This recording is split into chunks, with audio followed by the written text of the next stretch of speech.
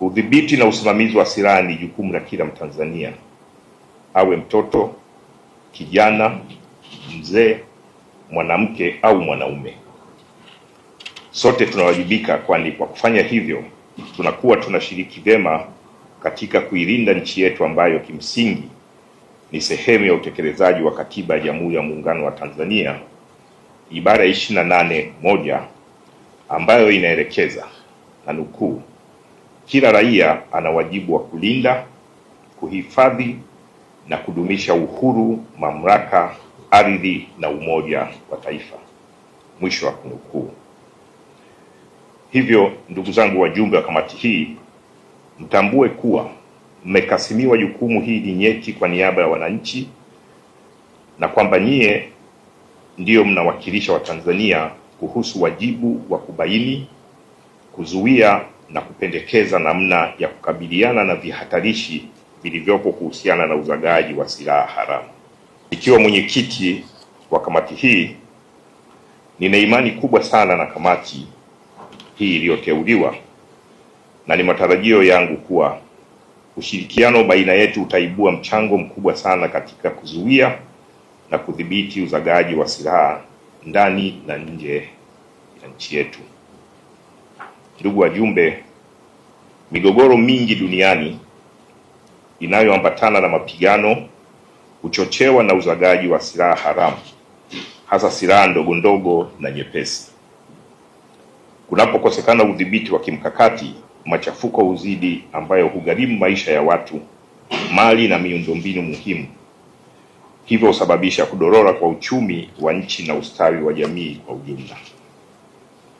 Nikirejea hotuba ya Mheshimiwa Mwigulu Lameck Nchemba, mbunge, Waziri Mkuu wa Jamhuri ya Muungano wa Tanzania, kuhusu madhara ya uzagaji wa silaha aliyoitoa akiwa waziri wa mambo ya ndani ya nchi wakati wa tukio la utekelezaji wa silaha haramu mkoani Kigoma mwaka wa 2017, alisema, na ninanukuu,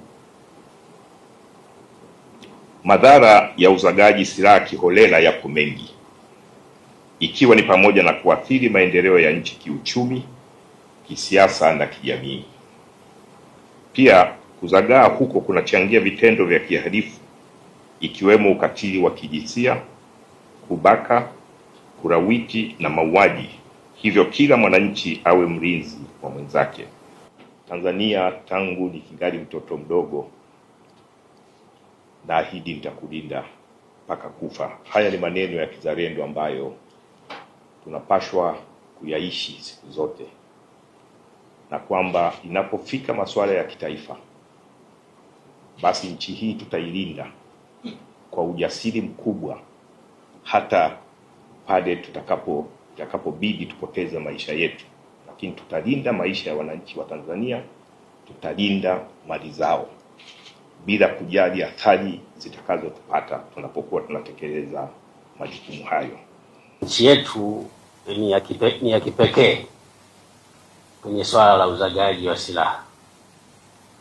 Silaha hizi zinazoitwa silaha ndogo ndogo na nyepesi ukilinganisha na nchi zinazotuzunguka, na hii ni kutokana na mikakati thabiti iliyopo katika kudhibiti na kusimamia michakato yote inayohusu umiliki na biashara ya silaha. Changamoto kubwa ni hali ya usalama inayoendelea katika nchi jirani za wenzetu, hivyo wakati mwingine kusababisha watu kuvuka mipaka, aidha wakiwa na silaha au bila silaha, kwa ajili ya kutafuta hifadhi na usalama. Hii pia kutokana na kuwepo kwa mifumo ya kiusalama kuanzia ngazi za mitaa, vitongoji, vijiji, kata mpaka taifa. Inawezekana kudhibiti uzagaji wa silaha ndogo ndogo kwa asilimia kubwa, ikiwa ni pamoja na kuwabaini wale wanaoingia na silaha.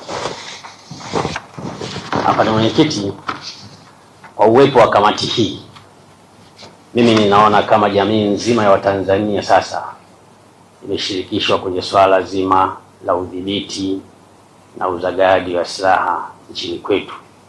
Kwenye kamati hii uwakilishi upo wa kutosha, kama tulivyosikia kupitia utambulisho wa wajumbe hawa. ambao waliteuliwa na Mheshimiwa Waziri wa Mambo ya Ndani ya Nchi wanatoka pande zote mbili za Jamhuri ya Muungano wa Tanzania, kwa maana ya Tanzania bara na Zanzibar. Hivyo inatupa wigo mpana wa maoni yatakayowezesha au yatakayosaidia katika kuishauri serikali katika kuboresha sera na sheria mbalimbali katika udhibiti, usimamizi na uratibu wa silaha. Tutakubaliana na mimi kuwa kamati hii ina wadau kutoka taasisi mbalimbali, lakini pia wenye fani mbalimbali katika kuifanya itekeleze majukumu yake kwa ufanisi kwa mujibu wa sheria.